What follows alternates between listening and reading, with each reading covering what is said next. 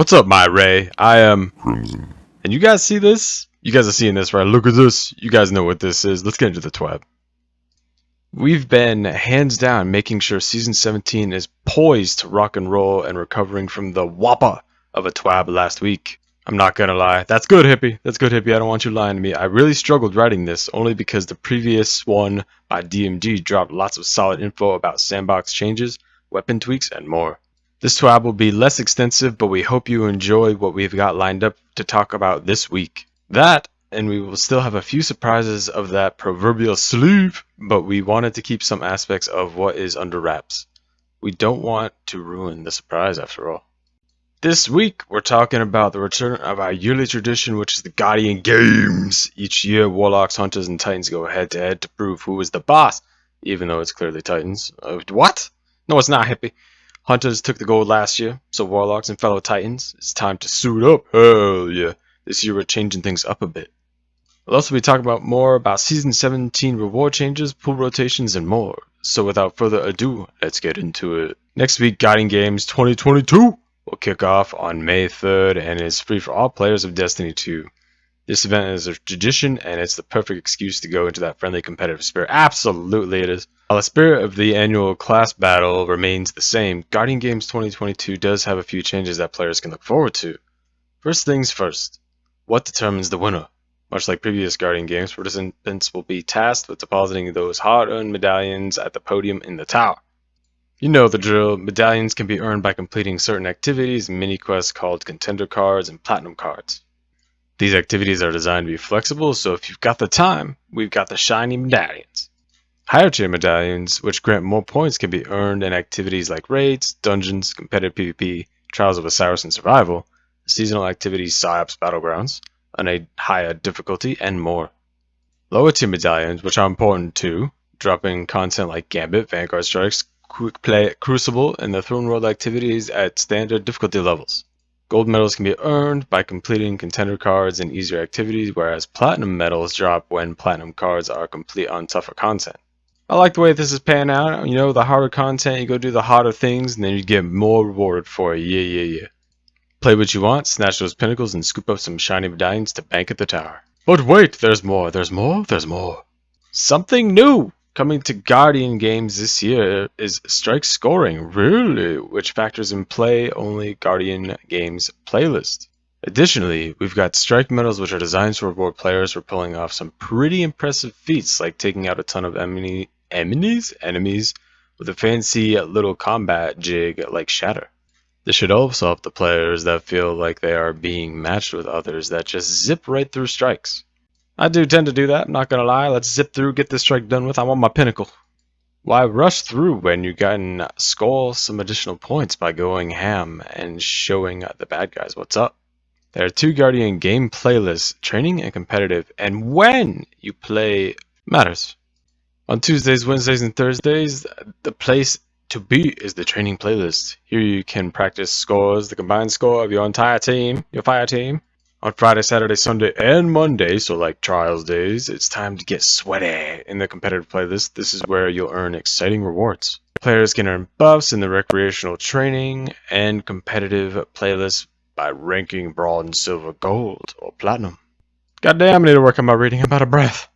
These last until the next weekly reset. You can use these buffs in regular Vanguard Ops playlist. Players will also be able to unlock torches to light in the tower based on their highest score past a certain threshold. For example, lighting the bronze, silver, gold, and platinum torches grants rewards and a glow that can be seen. Oh, glow! That can be seen on the right shoulder of a Guardian armor. Hell yeah! So he can feel extra pretty. I mean, sure, yeah. Lighting the torch is monumental when it comes to the Guardian Games experience, and we want the Guardians in Destiny 2 to feel the significance in-game. Great, I love that. For any personal medallion deposits, there's some more glow action on the way with an accompanying left shoulder glow as well.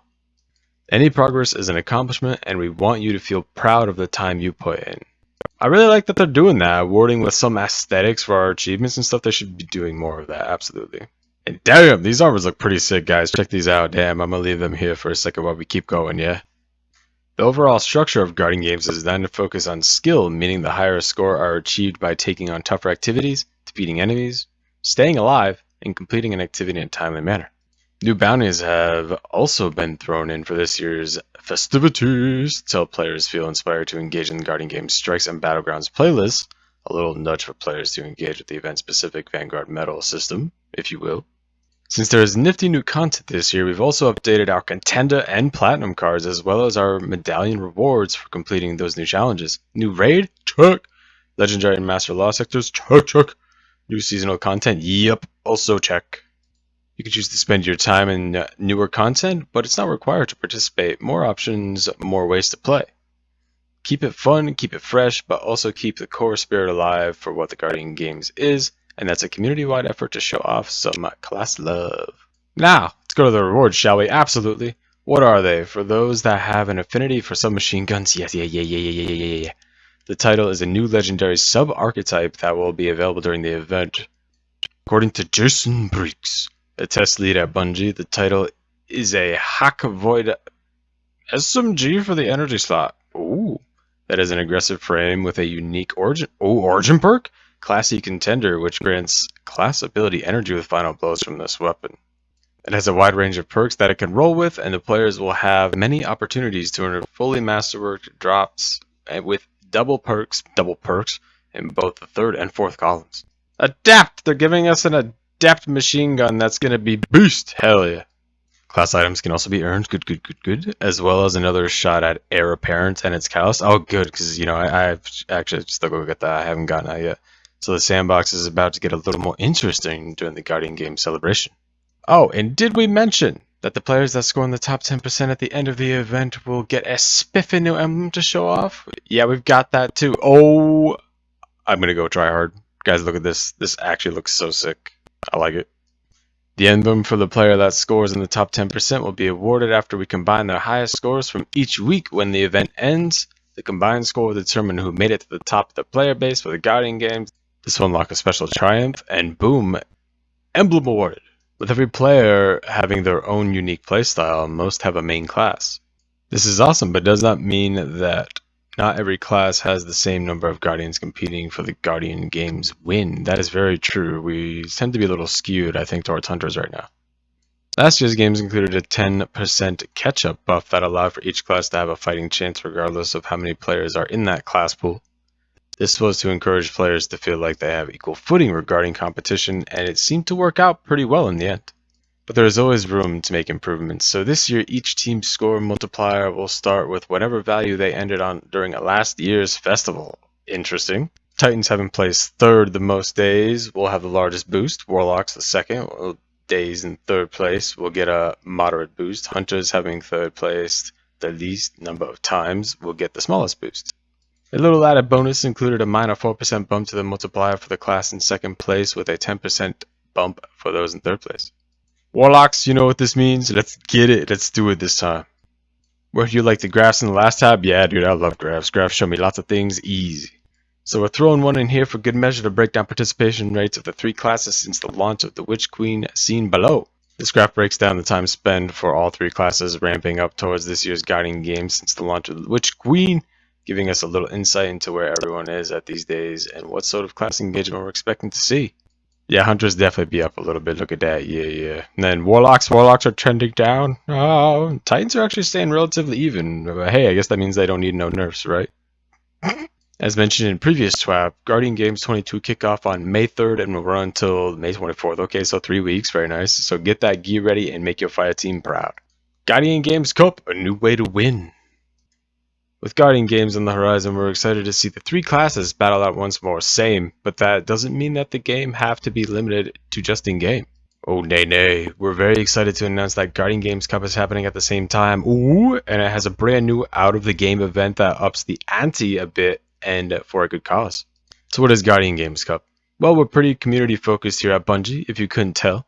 So we thought it would be a fun to task some hardcore Guardians with a hefty responsibility of being a shining beacon for their classes. Which class will claim that podium's top spot? We'll have to wait and see, but Guardian Games Cup takes the anticipation and brings it into the real world with the help of some competition-loving creators. Some of our favorite streamers will team up from around the world, a whopping 42 teams across 14 territories in total, duking it out to show why Titans are the White Titans. Oh wait, I can't say that. Why, Warlocks deserve that shiny golden medal. Yeah, that's what I thought. The top team will even win a custom digital piece by TWAB. But why stop there? Guardians Game Cup will be yet another amazing charity initiative with the Bungie Foundation, and because of that, there will be prizes both in and out of Destiny 2 for participants to enjoy when donations are made to Direct Relief. One of those prizes even includes a rad piece of artwork from the incredibly talented Varian Art. Ooh. I'm a huge fan of art. You have my donation easy. We'll have more to share soon, including which teams you can cheer on as they go for the gold. It'll be a good time filled with friendly competition and camaraderie. We hope you join us. A little more in-game weapon love. With a new season comes new rewards. The next season is going to be a doozy, but we want you to experience the story and its surprises on your own. No spoilers here. That being said, we did want to share some of the rewards that are coming down the pipeline. With Season 17, there are ritual weapons available when ranking up with the heavy machine gun chain of command. Like previous seasons, this reputationally driven reward will come with a unique ornament that depends on the vendor. Ooh, yeah, check these guys out. These are pretty sick. I'm personally going to be going for that red one, yeah. For Crucible, it'll be the mandated artillery ornament, Gambit will be the insubordination ornament, and Vanguard will be the standard regulation ornament. And we'll be getting some new playlist weapons. Hell yeah! In Crucible, we get the Riptide Fusion Rifle, and Gambit, Deadweight Shotgun, and Vanguard, the Strident Whistle Bow. Ooh, the bow. For Nightfall drops, it includes both standard and adept versions, of course, Horror's Last Pulse Rifle, and DFA Hand Cannon. And finally, Trials of Osiris. Forgiveness Sidearm, Burden of Guilt Fusion Rifle, the Messenger Pulse Rifle, and Shayura's Wrath will be leaving the Season 17 pool. Oh, okay. If you guys are going to want those guns, definitely go get them, hit them up. They are great guns to have. Especially Messenger. Messenger is busted. Season 16's weapons will be shifting over into the standard loot pools with the Crisis Inverted Hand Cannon in Crucible, the Hero C Auto Rifle in Gambit, and the Vanguard Shotgun Fortissimo 11. We'll have more to share about Season 17 closer to launch date, but for now, there are the pew-pews to look forward to. And with that, that'd be the end of a very solid TWAB. I'm looking for the Guardian games. I'm definitely be going ham in that, and I'm that DFA adept. That's something I'm going to be definitely looking out for. Hell yeah, that shit is going to be so good. I cannot wait to get that. And with that, guys, Crimson out.